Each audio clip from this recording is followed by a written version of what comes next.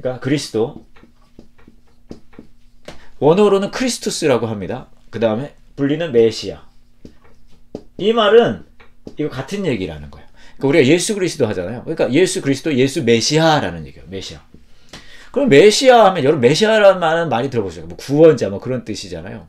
근데 메시아는 실제로 어떤 뜻을 가지고 있냐면요. 기름 부음 받은 사람이에요. 기름 부음 받은 자. anointed.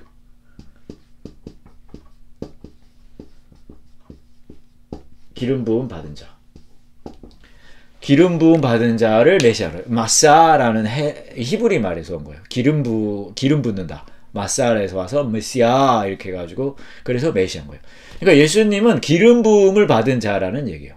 근데 예수님이 그럼 실제로 기름 부음을 받았냐? 안 받았어요. 제가 알기로는 받지 않으셨거든요. 근데 구약 성경에는 실제로 기름 부음 받은 사람들이 나옵니다. 그러니까 기름 부음을 받았다는 건 도대체 무슨 뜻일까? 메시아라는 건 무슨 뜻일까? 이게 다 같은 뜻이라고 그랬잖아요. 그러니까 그럼 그리스도가 무슨 뜻일까? 이거를 좀 생각해 볼 필요가 있어요. 기름 부음을 받은 사람들은 구약에 몇 명 나오는데 누가 기름 부음을 받았냐? 이거 굉장히 흥미롭습니다. 왕 몇 명 왕들 기름 부음 받았고요. 그 다음에 예언자가 기름 부음을 또 받았어요. 다 얘기할 수는 없고, 여러분 기억하시죠? 사울 왕이 기름 부음 받았고요.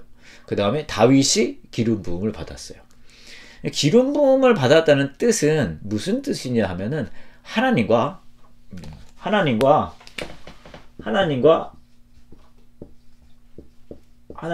인간을 연결하는 사람인 거예요. 대표하는 거예요. 인간을 대표해서 하나님과 이렇게 만나는 사람이고, 하나님을 대표해서 인간과, 그러니까 하나님과 인간을 중간에 하는, 그리고 이것을 통해서 교통이라 왔다 갔다가 이루어져요. 뭔가가 이렇게. 그래서 그런 역할을 하는 게 기름 부음을 받은 자예요. 요게 또 어디 나오냐 하면 흥미로운 게, 야곱이 그 형한테 기도해주는 장자의 기도를 이제 이삭이 해줄 때 야곱이 이제 사기를 치잖아요. 그래서 형이 사냥하러 왔을 때 자기가 형이라고 그러고 그 기도를 받습니다. 그러니까 형이 화났고 도망을 가잖아요. 도망갈 때 이제 어떤 곳에서 돌베개에 대고 누웠는데 그때 환상을 봅니다. 뭐예요? 꿈을 꿨는데 계단 같은 게 있고 천사가 왔다 갔다 하는. 그러고 나서 거기 뭐 하는 줄 아세요? 기름을 부어요. 야곱이. 기름을 부어요. 마사. 왜 그럴까요? 그곳은 베델이라고 그러잖아요. 베이트 엘. 엘이 하나님이고요. 베이트가 집이에요. 하나님의 집이다. 이곳은. 왜냐하면 천사가 왔다 했으니까 하나님의 문 앞인가? 이렇게 생각한 거죠. 왔다 갔다 했으니까. 그러니까 거기다 기름을 붓는다는 거예요. 기름을 붓는다는 것은 뭐 이렇게 불날 때 기름 붓는 그런 게 아니라 하나님과 인간 사이에 뭔가 왔다 갔다 교제함이 이렇게 일어나는 것을 기름 부었다고 얘기해요. 그러니까 왕들, 사울왕, 다윗왕, 이 사람들도 기름 부음을 받았다는 건 왕이 된다는 개념도 있지만 그것보다 더 상위 개념으로 하나님과 인간 사이에서 이런 교제되는 통로의 역할을 해준다는 이야기입니다. 그리고 또 하나 흥미로운 건 이제 기름을 붓잖아요. 기름을 붓는데 그러면은 왜 기름을 부을까? 하필. 그럴 수 생각해 볼 수 있지 않겠습니까? 기름이 가지고 있는 의미가 여러 가지가 있는데 그 당시에 기름은 약간 어떤 느낌을 가지고 있냐면 약간 향수 같은 느낌이 있어요. 오늘날의 향수. 그러니까 저희가 향수를 뿌릴 때가 있잖아요. 저도 옛날에는 안 뿌렸는데 요즘엔 뿌려요. 이제 뭐 맨날 뿌리진 않고 뭐 예배 같은데 설교할 때는 뿌립니다. 칙칙 축축 이렇게 해요. 왜냐하면 보시는 분들 중에 이 연세 있으신 분들은 동의하실 수도 있는데 이 나이가 드니까 나름 특유의 향이 나기 시작해요. 저만 그런 거 아니죠? 여러분도 다 그렇죠? 설마 여러분 이거 보시면서 난 안 나는데 써니 목사님 냄새 나요? 이렇게 하시는 거 아니죠? 우리 다 그렇잖아요. 나는 안 나는데 써니 목사님만 냄새 나는 거예요 하면은 저거 뭐가 돼요? 하지만 괜찮아요. 저는 그 얘기 할 수 있어요. 왠 줄 아십니까? 제 가장 부족한 모습에서 난 예수님을 만날 수 있어요. 그러니까 그런 거 뿌리잖아요. 뭔가 이 분위기 전환이 돼요. 향수가 그 사람의 이미지이기도 하고요. 마찬가지게 기름을 붓는다는 게 그 당시에는 향수가 없잖아요. 그러니까 약간 그 향을 내는 그런 역할을 해요. 그리고 기름이 물을 보면 이게 쭉 펴지만 기름은 이렇게 쭉 하고 스며들면서 천천히 이렇게 들어옵니다. 그죠? 그러면서 그 기름물은 되게 식물성 기름이거든요. 이거 뭐예요? 석유 아닙니다. 식물성 기름이기 때문에 그 향이 있어요. 근데 그 향을 통해서 하나님께서 만드신 이 천지, 특별히 처음 만드셨을 때, 이제 뭐 다 만드셨지만, 그것이 대표되어지는 에덴 동산 있잖아요. 거기에 다 이게, 뭐라 그래요? 가든이잖아요, 가든. 가든. 여러분, 가든 뭔지 아시죠? 고깃집 아닙니다. 가든. 여러 가지 그 향, 식물의 향, 여러 가지 그런 게, 이 기름을 뿌리면은 천천히 스며들면서 이렇게 천천히 흘러내리면서 그 향이 쫙 퍼지는 거예요.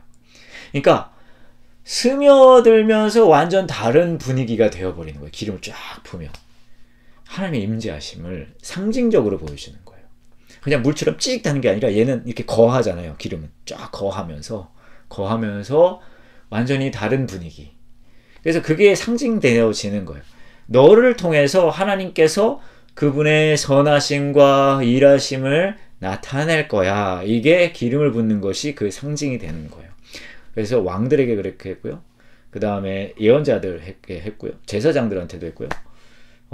그렇게 했습니다. 자, 긴 이야기를 이제 메시아 그리스도에 대해서 얘기했지만, 자, 기름 부은 자는 결국은 하나님의 향과 선하심이 스며들어가 있는 거죠. 예수 그리스도가 그런 분이라는 거예요. 그래서 사울왕 다시 가보면, 사울왕을 보면 사울이 기름 부음을 받고 성령이 쫙 임해요.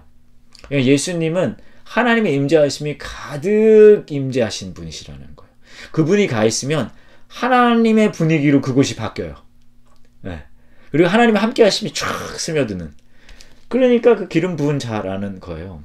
그리고 그 기름 부은 자를 통해 하나님께서 그분의 구원을 완성하신다. 왜냐하면 이분을 통해서, 기름 부은 자를 통해서 인간에게 일한다고 했잖아요. 그러니까 메시아, 마사, 그게 그리스도 이렇게 가는. 자, 이게 왜 이렇게 길게 얘기했냐?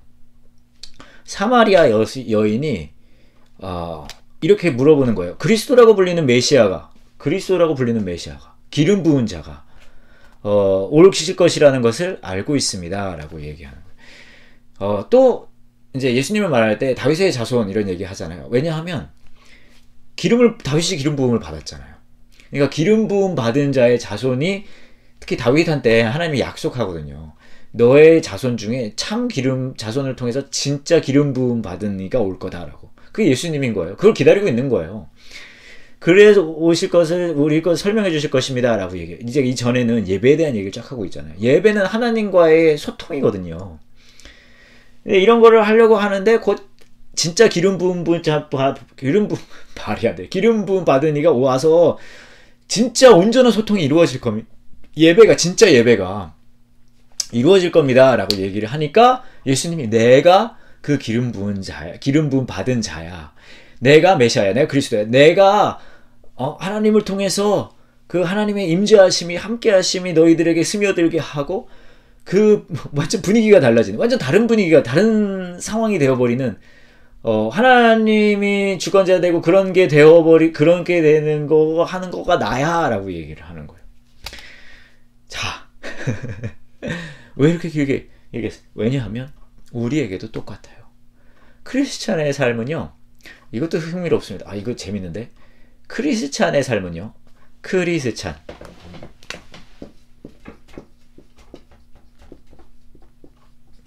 그리스도인.